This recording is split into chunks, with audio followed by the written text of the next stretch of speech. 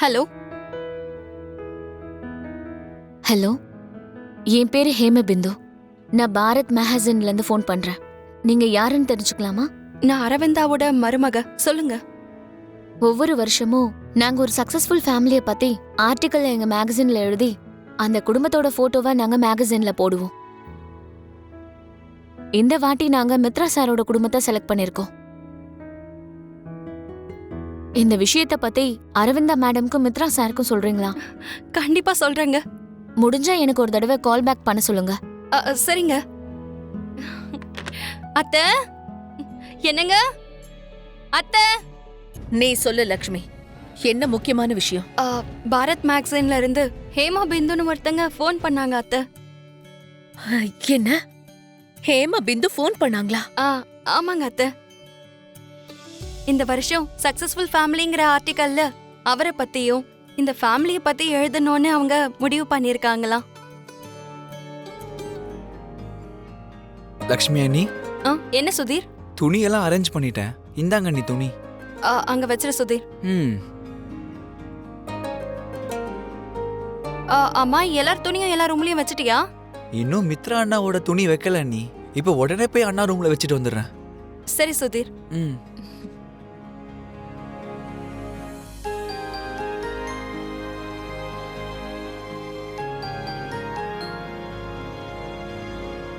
மித்ராண்ணா, iron பண்ண துணி இங்க வச்சிருக்கேன்.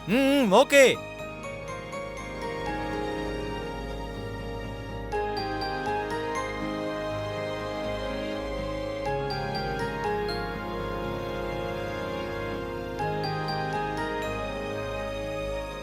ஐயோ, அவரோட ட்ரெஸ் எல்லாம் இங்க வச்சுட்டு தெரியாம என் ட்ரெஸ் எடுத்துட்டு போய் அங்க வச்சுட்டான் போல.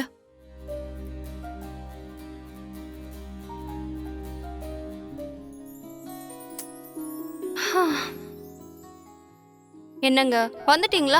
உங்களுக்கு எத்தனை வாட்டி சொல்லிருக்கேன் துணியா அங்க இங்க போடாதீங்கன்னு. அதோ லாண்ட்ரி பேக்க நான் எதுக்காக வச்சிருக்கேன்?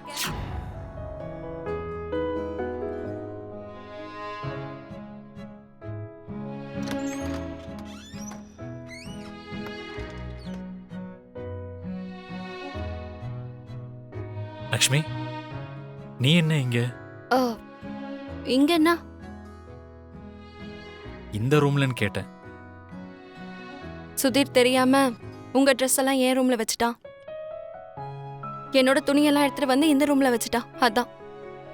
ஓ, அப்படியா?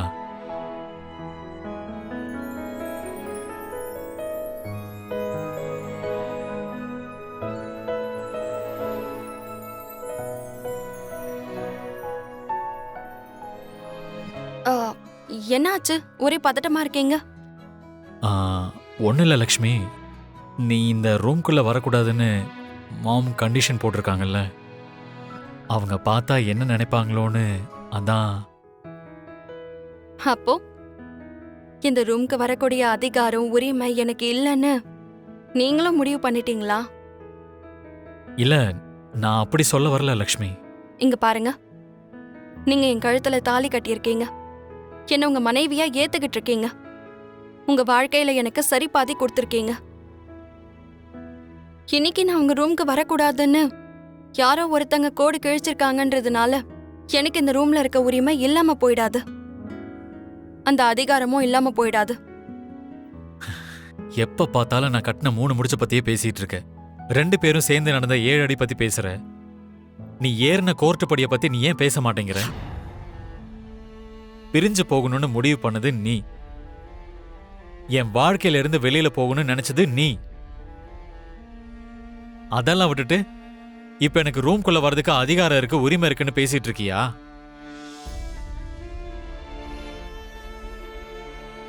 அப்ப நீங்க என்ன பண்ணீங்க?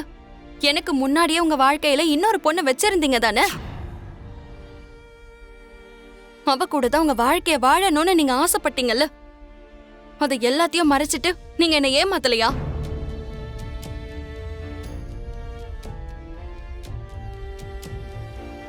சரி, அதெல்லாம் ஒரு பக்கம் இருக்கட்டும். நான் இந்த ரூம்குள்ள வரக்கூடாதுன்னு அத்தை கண்டிஷன் போட்டப்போ நீங்க வேண்டான்னு சொன்னீங்களா? அது தப்புன்னு சொன்னீங்களா? இல்லல்ல. எனக்கு நல்லா தெரியுங்க. என்ன வெறும் உங்க தேவைக்காக மட்டும் தான் நீங்க கல்யாணம் பண்ணிக்கிட்டீங்க.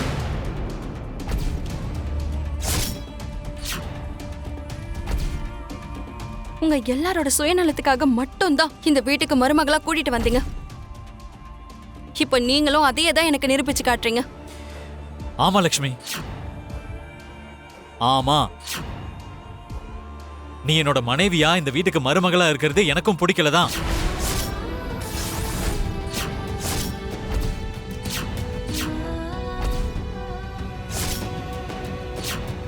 அததான் நிரூபிக்க நானும் முயற்சி பண்ணிட்டு இருக்கேன்.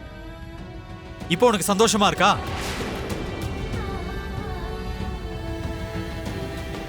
அந்த விஷயம் எனக்கு எப்பவோ தெரியுங்க.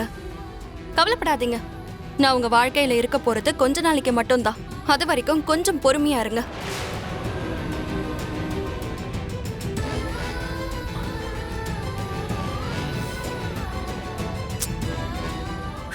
லக்ஷ்மி, நீ ஏன் என்ன புரிஞ்சுக்கவே மாட்டேங்கிற?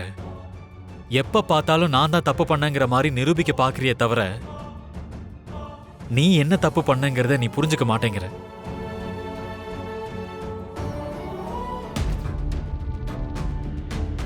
அடியே, உன்னோட அதிகாரம் ஆளுமை எல்லாம் அந்த நெக்லஸ்ல இருக்குன்னு நினைச்சுக்கிட்டு இருக்கல்ல?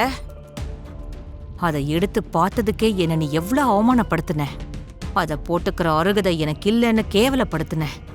நீ என்ன கேவலப்படுத்துறதுக்கும் அவமதிக்கிறதுக்கும் என்னைக்காவது ஒரு நாள் நிச்சயமா பதிலடி கொடுப்ப. எந்த நெக்லஸை வச்சுக்கிட்டு நீ ரொம்ப கர்வமா அதிகாரம் பண்ணிக்கிட்டு இருக்கியோ அந்த நெக்லஸே உனக்கு இல்லாத மாதிரி பண்ற. ஏற்கனவே ஒரு முறை மிஸ் பண்ணிட்டேன். அடுத்த முறை அந்த நெக்லஸ் அடையாம விட மாட்டேன்.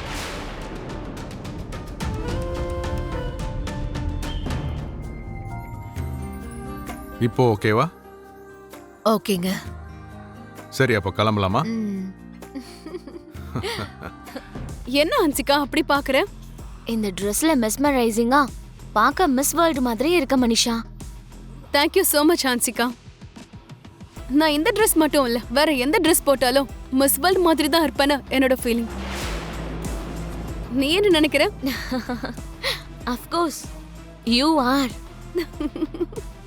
You're always beautiful, Manisha. Thank you once again.